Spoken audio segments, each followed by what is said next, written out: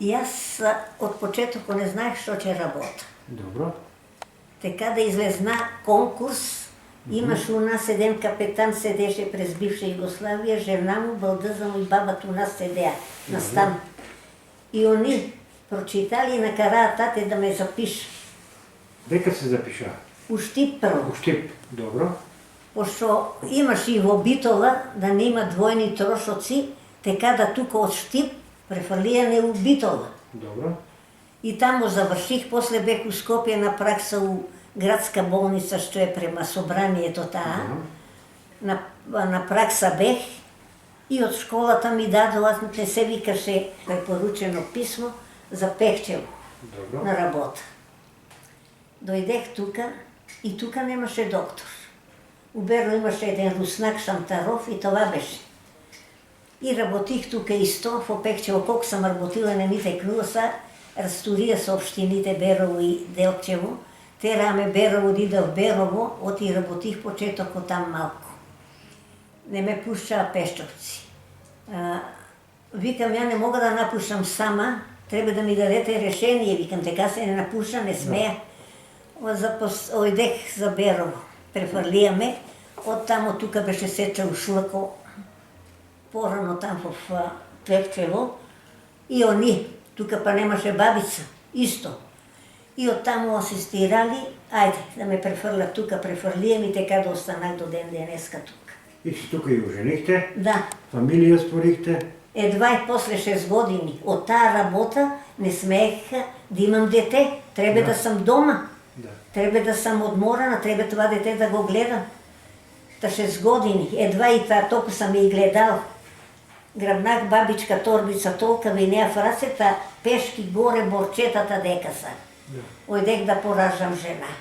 Па бек ја научила, викам, сине, седи ти, мама ќе фане бебе. Она ме фане за вратом, мамо, иди, ќе се откачи, отпуша ме од вратом, иди, мамо, фани бебе. Оставих ја пред вратата вонка, са мама ќе фане бебе. Колку години работите това? 40. 40 години? Да.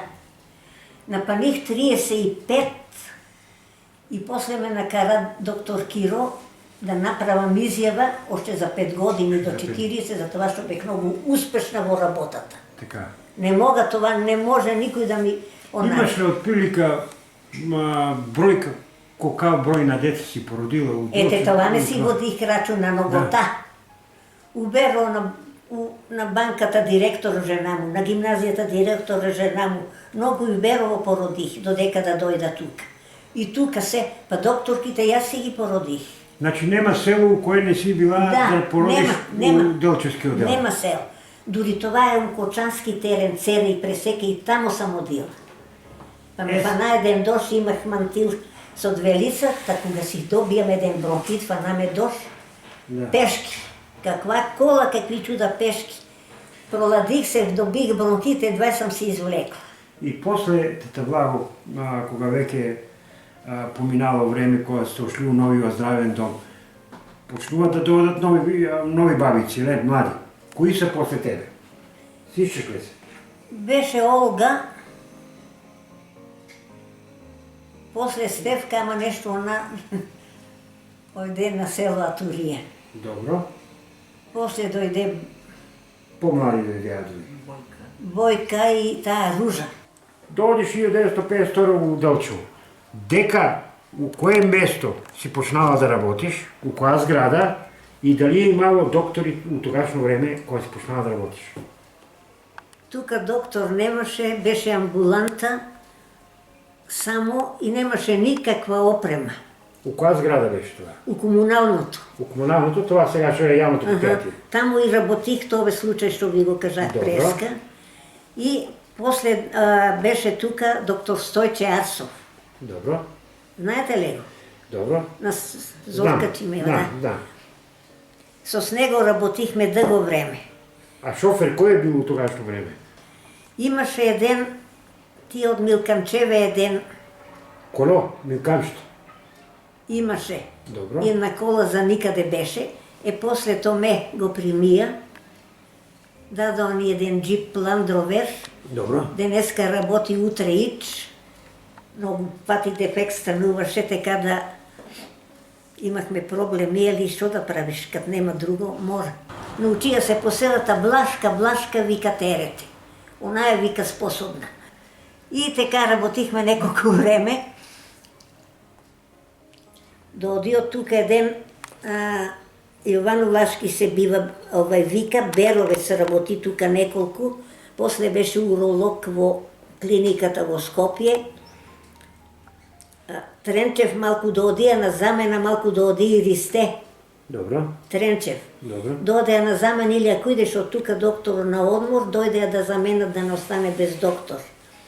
Така да и Никица тука беше, имаше еден од Бугарија беше, какво се викаш? Аспарух? Не, друг имаше. Друг. Што се ожени за една од голобрците за Мира. Добро. Не ми текнува, какво се викаше? Не е видно. Не ми Не е текнува. видно. После Мирко Мирчев и женам, доктори беа. И они тука работија. У Делчево, кога сте одили да ги пораѓате жените, таму се пораѓали у зградата или по кашите сте одили? По кашчите се по кашчите оде. Од 70-та година се преместихме од таа зграда што е собранието во новата. Да. А додека да се онаѓе, това беше бахчи, това сме се работили, копали сливи, ореси, да разчистуваме се и персонало работехме. За зградата да се направи. Има ли си некои специфични случаеви за пораѓање у Делчево? Не да имаше. Тогај у тогашно време жените нити имало кој да ги преглижда, нити да ги советува. Това кажи. Сами са раждали, цел ден копа, удри, не знае дали од работата боли или почнал пороđај, некои са раждали стоичката, некои клечичката поудари детето на главата, ја ти интракранијално крварење, ја ти дефектно дете. И имаше многу аномалии тогај. Затоа што не са знајали што да ја дат, не са прегледувани. Стеко на времето, кога се вршеше вакцинација по селата, одех и јас со снихка, се соберат жени, да им одржа предавање, да ги советувам. И почнах да ја кажа да викаа за пороđај, да не се чепкаа, да вршат абортуси, самиот е смртоносно. Се това истеко на времето полека така ги приближих жените, почнаа да доодат тука, да им се мери притисок, тежина, тие лабораториски налази се, така да малку се спречија тие работи, иначе што беше екламсии се вика, падне у несвест, не знае, отоци, притисоци, това беше страшна работа. Ама стеко на времето, кога почнаа да си доодат тука и се малкуча цивилизираа. Каква е разликата помеѓу, вие сте били длго време бабица, у првиот период тие жени и тие после жени, и сегашните жени? Каква е разликата за пораѓањето, тие во психичкиот, во физичкиот начин на пораѓањето? Јас едно време одех и по селата да ги прегледувам. Потерам книжка, нече да ми дадам да запишам. Да ги прегледувам, да ги приближувам на тука. После, што ми рече сега това? Кои са били по-здрави, сега или по-напред? Жени? По-напред сега са многу тишави, нежни. Сега потешко ражда, чека бабицата да го роди, не она. А по-напред какво? По-напред е по-одещен. Значи, они си сами на некој начин овозможували да се роди детето? Додека да дојдат да ме вика, додека да ида, некоја сама роди, некоја заглавила. Многу неправилни пороđи имаше. Така. Карилични, попречни, каквити и не, това беше страшна работа. Имала ли си тета Благо проблеми со тие стари жени кои ша сакали да помагат да се пораѓаат? Имало ли е такви по селата? Имаше. Ојдех у Истевник и тамо жена викали. И ја ка влезнах, она бега низ другата врата. Мрцала тамо, мажала мас така че роди. И ништо избега за немој да ја пријавам, нешто да ни направам, избега. Породих ја жената. Това е многу опасна работа, они са секли папчето на детето кога ќе се роди со срп, со нож и ја лети го тетанус. Готово. Инфекција. Така да това мора да се кува многу за да биде стерилно. Иначе, ојде. Да. И ракавици, и што се работи, со што се работи, тоа треба многу да е стерилно, за да не дода до таквија работи. Кажи некои интересни моменти кои се били таквие, по какво време си одила ти дека на пораѓање на дете и дека си била? Нема село што не сам била по неколку пати. У Делчевска општина. И у Каменички дел. Да, цела, тогава Цела. бевме со Каменици и Делчево Да, заедно. Немаше село што не сам била. Викнаваме една недела доле у Косово Даби. Оставихме колата, ојде горе, жената бржи беше да поражда, почнала друга на друг крит некаде да поражда некоја. Земаваме од тука, јас сам веќе пред пороđај, бремена. Да. Земаваме од тука и со сфенер ТТК пориду. Лаза. Ојдехме тамо, жената не беше още родила, не знам дали да кажувам. Жените таквија старски работи, скршили јајце, кад јајцето што се е скршило, така детето се роди, на куково лето. И ништо породиха таа жена, врнах се па при другата, доле. Викам на дедојаначко беше штерк, ајде викам за Делчево, многу време се помина тука што седех, не иди на друго место, че са ме терали. И? Дојдех тука, таман тука, донесох, привикаа у Разловци. Боже, ама не да сам изморена, јас сам веќе 9 месец пред пороđај, 2 недели. А ти ке се пораѓаш? Не. Када се поражам, треба за Штип да ода. Кола има, шофер нема. Шофер има, кола нема. Нема со што да ида. Едва е таму. И многу тешок ми беше и пороđај, јас многу одих. Да. Са што да почна од кое па на каде. После тука одих со трактор по Чифлику, со трактор. Одих со сточак по Звегор. Правеше се пато, за монополо имаше купове песок. По пато ударих сточак у песоко, паднах, кукнах, шла на ногата, коската. Кукнах, леле. Ојдех тамо, жената уседнали онако лабира умира. Распртках жените, улегнам жената, подигне нозете малку крв да и надојде и со надех ја освежих ја. А имах еден многу тешок пороđај од Пештовско село од Умлена, преку учителката Фидана добивах информации. И ми ја донесе од Пехчево доктор Иван. И тука беше доктор Киро. И жената не можеше да стигне ни до Подделчево да иде. И мора да ликвидираме детето, да спасиме жената. Така. И јас како бабица работих, интервенцијата, они ми беа асистенти докторите. Да. Ама тогај немаше, не беше опремено ништо. На отоман жената и на 2 коклици. Нити имаш инструменти, имах едни ножички и 2 пеана. И морах детето да го ликвидирам внетре, в тия се вика фонтанели, не е важно, и потече ми низ сркавицата мозоко, разбрках, мозоко, сплесна се главата, пана с пеано, па не смеа, ако са доктори да им реча баш многу што да ми помага. И извадих детето, са што? Немаше ни инфузии, ништо. И еден 20 кубичен шприц, накршихме гликоза, аскорбит, анелисите тия тамо, коктел, да изставим на жената и ставихме многу. Накршихме ампули, вадиме со шприц, оставаме на жената да се освежи, пеницилин да не настане некоја инфекција, 1.600.000 единици пеницилин, синтоцинон за да не крвари, брже делува, ергометрин за по-касно да одржува да не крвари и спасих ја жената. Попитаме доктор Иван, вика, што сега да и правиме, че ја носат па за селото. Викам, че ставате толку дена това, толку дена това, толку дена това. Кажах на жената, викам, кога ќе забремениш друг пат, да тераш од докторето упут, че кажеш какво ти е било, се што ти е било, да идеш за Штип. И ојдех да ја поражам, она немаше дълго време деца. Добро. Лено, ти идеш во болница, не, живо умрела тук. Живо умрела тук, при ражда. Вика, црка, ох, од болки. Лено, трај, викам, тука са се поредили, викам, носат штафетата. Тито нека чуе! Тито нека чуе! Ти чуе? И се породи. Породих ја. Да. Душко. После ојдехме тука през нощта во полето црквенец се вика и да тргнем на тука имаше таква кал што пропадна джипо на никаде. Тргнахме на ми кондурата останав в таа кал. Извлечеа то ме и ни светло, ни ништо беа ми дали од здравниот дом една бунда шоферска од цирада, като мечка бех.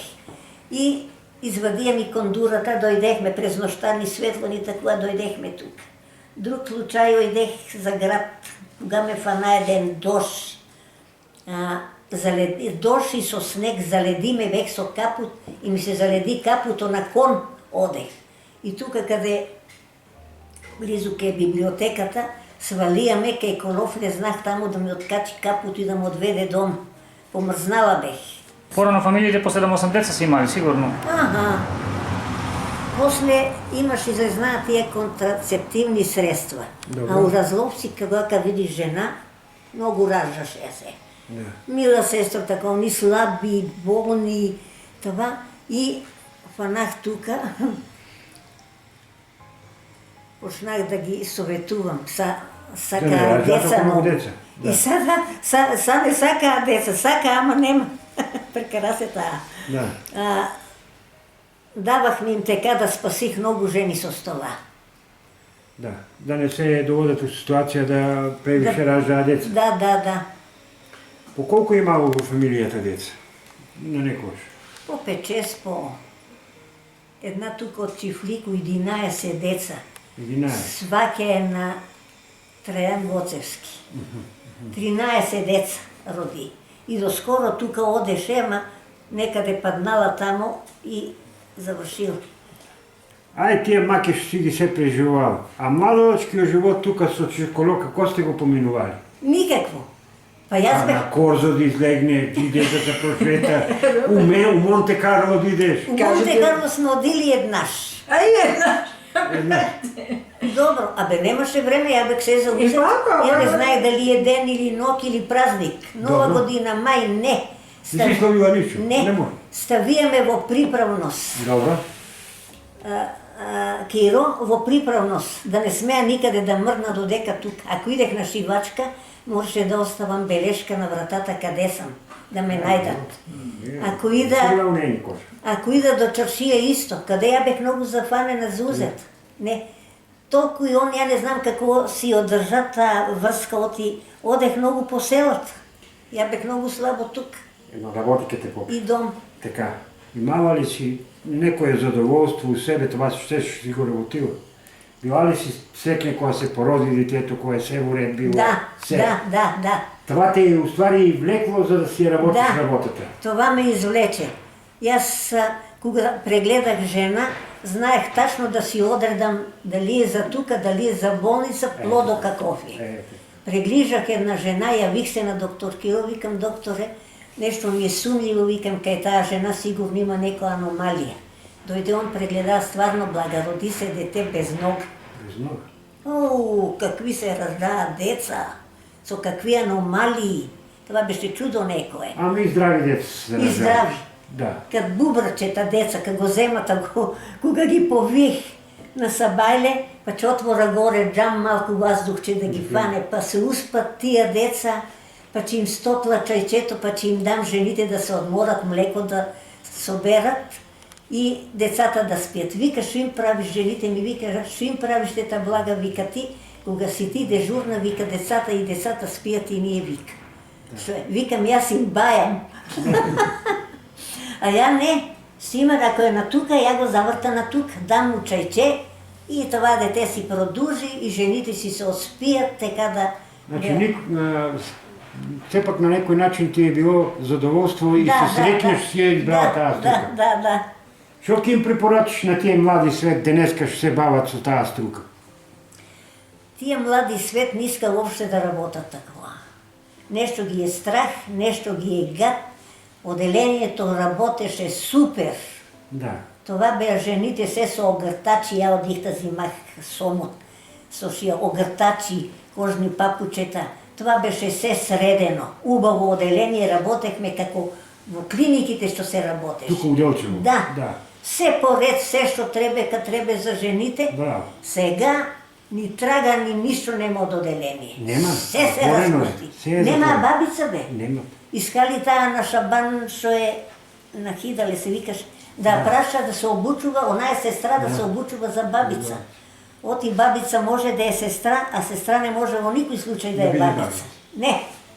Това си е посебна гранка, не може. И са Боже не може да...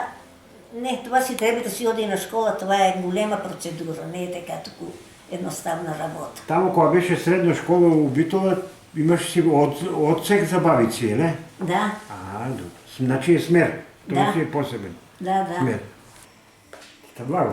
Сега е Делчево сема друго од това време видиш од тези жојали како млади свет.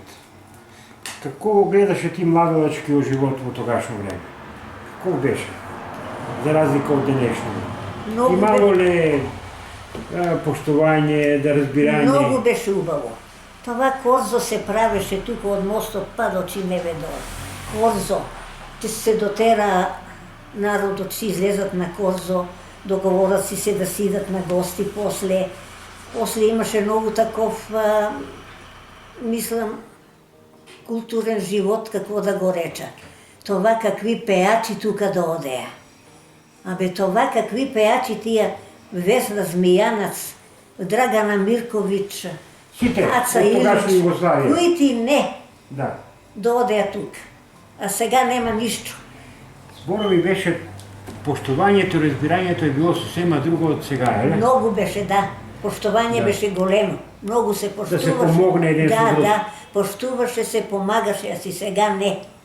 Не сега. Сега е себичен живот. Себичен, абе, туку у мавлата не само никој влезнал. А искам да ми доат, некој ги викне елате на кафе. А- Това е чудо некое. Понапред не. Секој сте викне, Да, седне, да порано, разговараш. това да идеш некаде, абе това веднага ще понуди со јадени, со пиени. Јас знам и по нас дом, нема човек што не е останал да не е почастен, да не е наранен и така. Ете това, благо. Фала ти многу, да си здрава и жива. Има още многу работи, ама меѓу себе да си правим муабет. А.